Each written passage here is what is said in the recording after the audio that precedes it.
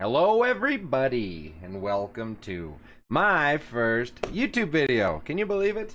I know, so can I. So round 14 of YouTube, here I come. Essentially what I did is, if you didn't know, I started streaming on Twitch. And this is some highlights of what it's like. So really, take a peek, let me know what you think, and come on by and hang out. Expect a lot more YouTube videos, a lot of really good content, and hopefully a lot of this bald-headed beauty come into your life. Thank you guys for checking it out, and enjoy. Mornings are hit or miss for the Marcus. I either wake up happy or I wake up angry, and then depending on how I feel determines what I read about. But I'm here now, ready to party, ready to have a hoot and a half. I got Crump in here, Pats, Rico, Suave, Luigi, the sidekick with the most. We got a little bit of everybody. The time has come, the walrus said. Need food in my life. Oh no. Have you not eaten either, Mad Dog? I'm so bad at eating. Eating is just this, like, now in my life. Eating is more of just like an inconvenience than a joy. I still like cooking. All right, you got 49 seconds. Nothing rhymes with 49 seconds. If somebody comes up, let's have a little contest. Who's gonna come up with the best 49-second rhyme? Anyone else feel cheated that they didn't get to help pick the names of the days? I just feel like we could have done better. Porcupine, 49 porcupine. Don't get behind, ride that porcupine, you got 49. The food just like showed up in front of me, I eat it, no problem. I'm like, oh look, food. Hey, food. Hey, there's more food. Hey, food! You know? And I just take food and I put it in front of my face. But if the food's not readily available, I'm like, yeah, I'll eat tomorrow. I don't need to eat right now. I'll eat later. I've got some Jimmy Dean sausages. So there you go. Take some of them Jimmy Deans, throw it in a pan, crack 2 eggs, scramble them up, salt, pepper, tortilla, wrap it in a Rito. You got yourself breakfast. Bonus for making him smile. Roses are red, squirrels are brown. Marcus's skirt goes up and my pants go down. Honestly, if you're okay with being hungry, what's the big deal of not eating? I mean, sure, it's not good for you, and your body goes into starvation mode, which changes your metabolic processes and everything, but hey, it's a pain in the ass to eat sometimes, folks. A little dancing. How do you dance in Australia? Probably the same as you dance anywhere else. You just move your ass. All right, time to tilt. 12:22. I'm in college and I only have 3 classes on Monday and Friday. 1 class on Tuesday and Thursday, and 4 on Wednesday. Well, congratulations on being done for the day. What year in college are you? And what degree are you going for? Tell me all about it. Gert, I must know. So curious. And they say college is the time to be curious. You know, nothing like spending 50 grand to find out if you like kissing boys on the mouth. Or girls.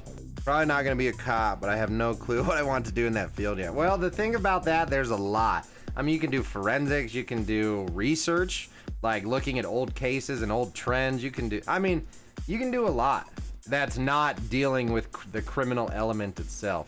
One thing I would recommend not doing, which you might end up doing depending on your path, is working in the jail. I heard that's a whole different world of suck. Is dealing. Tom Brady is in with the Bucks. I'm gonna have to agree with you. I feel like Tom Brady, he's paid enough money to the right people, he will win no matter what. Just kidding. He's an amazing athlete. I don't know enough to care about if he actually deflated those footballs, but all I know is that if the reason you lose is because a football was deflated by like half a PSI or 1 or 2 PSI, and you lose, you suck. That doesn't matter. If you're an athlete, if you are skilled, part of being skilled is also having the ability to adapt to new situations. If the only way you can win a game is by playing the rules of the system, you're not as good as people think you are. Because that just means you figured out how to play the game within the confines of the rules. Like, I can't kick a football if it's not exactly 18 PSI. What if the dew point was blah, blah, blah, blah, blah? We need all indoor stadiums because the dew point makes it impossible for me to kick a football. Now, Brady has got bailed out of 2 Super Bowls and has always had good teams. Well, yeah, it's a team sport, you guys. Believe it or not, it takes a team to win football. And saying that the only reason Brady won is because the team was so good, well, really, I would argue maybe you should stop caring about the individual players so much and maybe focus more on the collective effort of the team. Because it is a team sport. Kind of like with Fortnite. You shouldn't fuck with your own team in Fortnite. Because the idea is you're all supposed to be working together. Team sports are hard, I guess. They didn't used to be. Back in the day, you were just on a team, and then you won, or you lost. Now, being part of a team means, like, sabotaging each other so that you get to be the star. It's weird. If you want to be a star, play tennis. Play alone. Don't play a team sport if you want all the spotlight. I like it, though. I like seeing people all fired up about things that they're watching. It's good to have passion. Because then that passion can be channeled into something that matters. Like your family or loved ones. It's a great place to start because then you can be like, hey, remember how much you care about Brady's stats and how you just have everything memorized and it's not even a big deal at all? Maybe apply that same logic to your schoolwork. So you've already demonstrated that you can learn stupid facts that that really don't serve any purpose outside of joy, and just apply that same logic to other things in life. See, there's a good angle for everything. Hey, and you guys, as long as you guys keep it civil and don't insult each other, you guys can discuss all you want here, just so you know. This is a very safe place for an exchange of ideas. And as long as you don't degrade to name calling or being a douche, debate it out, y'all. I love it. I love seeing people debate and participating in debates as well. Because it's just like, who's got more evidence, right? Who can better articulate and argue what they believe in? It's fun. It's like a sport, but with your mind. Marvin Gaye? I love that guy. Exclamation point play if you want to get in here. Don't hesitate, just participate. All right, hold on. What's happening in the chat? Everyone being copacetic still? Big Papa Mark is about to have to spank some booties.